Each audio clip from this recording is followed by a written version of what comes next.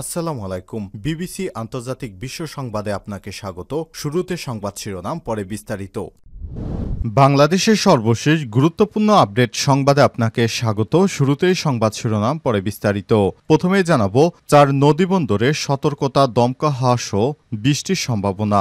দেশের বিভিন্ন অঞ্চলে দমকা হাওয়া সহ বৃষ্টি ও বজ্রসহ বৃষ্টির সম্ভাবনার পূর্বাভাস দিয়েছে বাংলাদেশ আবহাওয়া অধিদপ্তর। বিশেষ করে বরিশাল, পটুয়াখালী, নোয়াখালী ও কুমিল্লা অঞ্চলের উপর দিয়ে দক্ষিণ অথবা দক্ষিণ পূর্ব দিক থেকে ঘন্টায় ৪৫ থেকে ৬০ কিলোমিটার বেগে অস্থায়ী দমকা অথবা ঝড়ো হাওয়া সহ বৃষ্টিপাত হতে পারে বলে জানানো হয়েছে। এই পরিস্থিতিতে সব এলাকার নদীবন্দরগুলোকে ১ নম্বর সতর্ক সংকেত দেখাতে বলা হয়েছে। জানাবো গাজায় বিস্ফোরণে ইসরায়েলি সেনা নিহত, উত্তেজনা চরমে। গাজা উপত্যকার খান ইউনুসে ভয়াবহ এক বিস্ফোরণে ইহুদিবাদী ইসরায়েলের সেনাদের উপর ভবন ধসে পড়লে কমপক্ষে 1 জন সেনা নিহত হয়েছে এবং বেশ কয়েকজন গুরুতর আহত হয়েছে। আহতদের মধ্যে একজন নারী প্যারামেডিক গুরুতর আহত অবস্থায় রয়েছে, খবর শাফাক নিউজের। ইসরায়েলি গণমাধ্যম বিষয়টি নিশ্চিত করেছে। এরপর জানাবো জিম্মি মুক্তির চুক্তি কবে হতে পারে জানালেন নেতানিয়াহু। আগামী কয়েকদিনের মধ্যেই ফিলিস্তিনের প্রতিরোধ আন্দোলন হামাসের সঙ্গে জিম্মি মুক্তির চুক্তি স্বাক্ষরিত হতে পারে বলে আশাবাদ ব্যক্ত করেছেন ইসরায়েলের প্রধানমন্ত্রী বেঞ্জামিন নেতানিয়াহু। তিনি বলেছেন, আমি আশা করি আমরা কয়েকদিনের মধ্যেই এটি সম্পন্ন করতে পারব।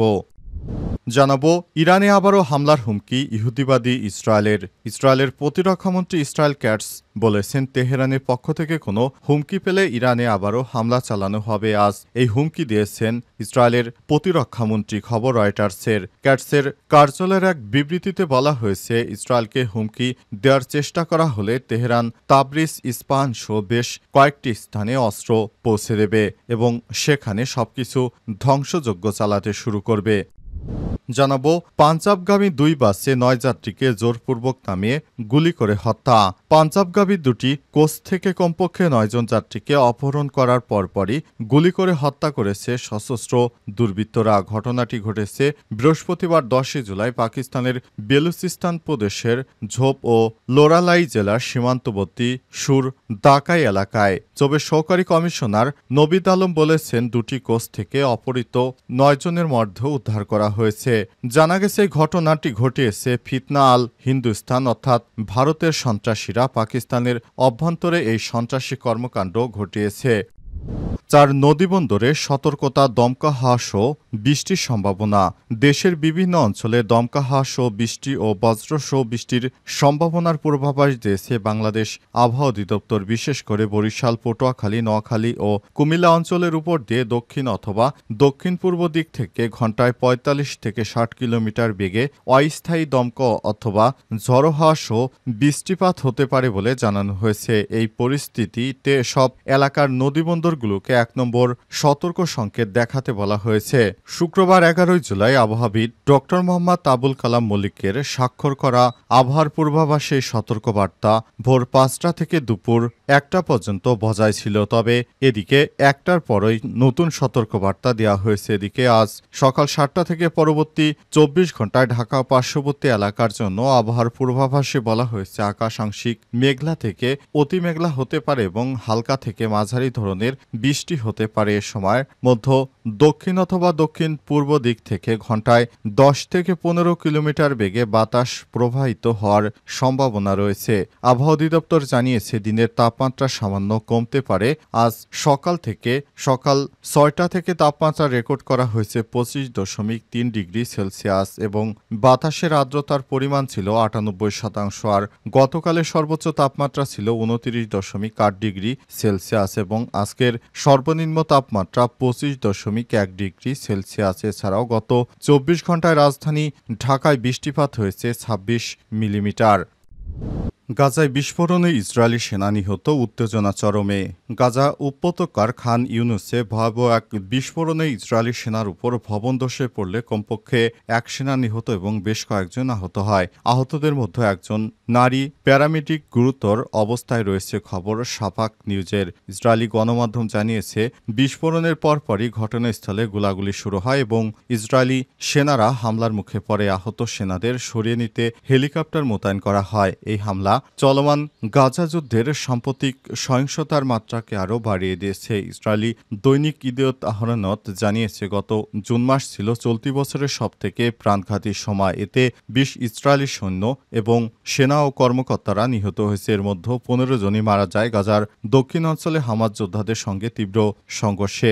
এদিকে ইসরায়েলি সামরিক বাহিনী জানিয়েছে, ইয়েমেনের এলাকা থেকে ছোড়া একটি ক্ষেপণাস্ত্র শনাক্ত করা হয়েছে। তবে এটি কোথায় আঘাত হেনেছে বা ক্ষয়ক্ষতি কী পরিমাণ হয়েছে তা এখনও স্পষ্ট নয়। অন্যদিকে সহিংসতা চলাকালে যুদ্ধবন্ধের কূটনৈতিক প্রচেষ্টা জোরদার রয়েছে। হামাস কাতারের রাজধানী দোহায় চলমান আলোচনার প্রতি সমর্থন জানিয়ে বলেছে তারা শান্তিপূর্ণ সমাধানে আগ্রহী। ইসরায়েলের এক জ্যেষ্ঠ কর্মকর্তা জানান, ১ বা ২ সপ্তাহের মধ্যে হামাসের সঙ্গে একটি যুদ্ধবিরতি ও বন্দি বিনিময় চুক্তি বাস্তবায়ন হতে পারে। তবে ইসরায়েলের জাতীয় নিরাপত্তামন্ত্রী ইতামার বেন গভির প্রধানমন্ত্রী নেতানিয়াহুকে আলোচনার ইতি টেনে আরও কঠোর সামরিক পদক্ষেপ নেওয়ার আহ্বান জানিয়েছে। বিপরীতে পররাষ্ট্রমন্ত্রী গিডেয়ন সাআর নেতানিয়াহুর কূটনৈতিক প্রচেষ্টাকে সমর্থন দিয়ে বলেছে, রাজনৈতিক চাপ উপেক্ষা করে এটি সমঝোতায় পৌঁছাতে হবে।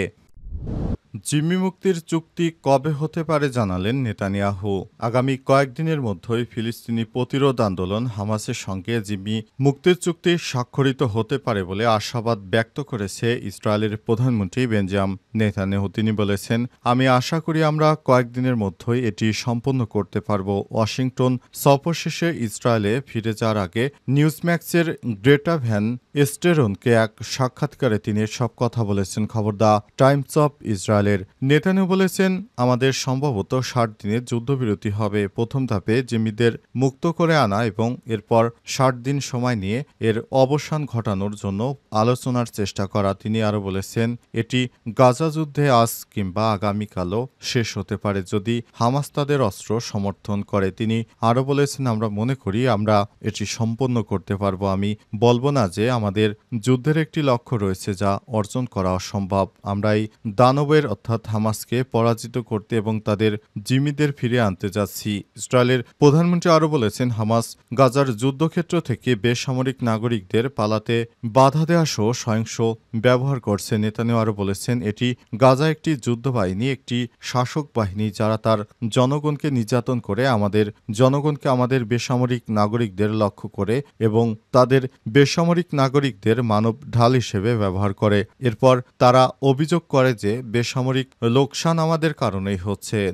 না আমরা বেসামরিক লোকদের বলি, চলে যাও, যুদ্ধক্ষেত্রে ছেড়ে দাও। আর হামাস বলে, তোমরা যেও না, যদি তোমরা যুদ্ধক্ষেত্র ছেড়ে যাওয়ার চেষ্টা করো আমরা তোমাদের গুলি করব।